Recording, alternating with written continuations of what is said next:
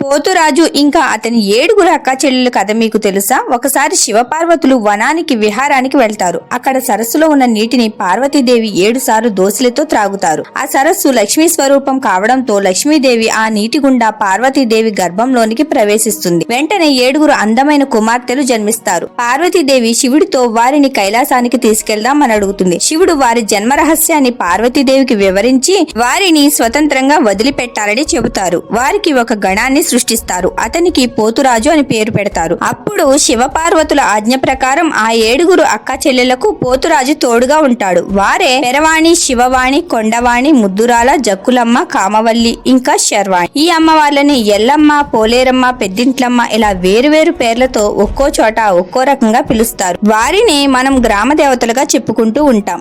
మరి మీ గ్రామ దేవత ఎవరో కామెంట్ చేయండి.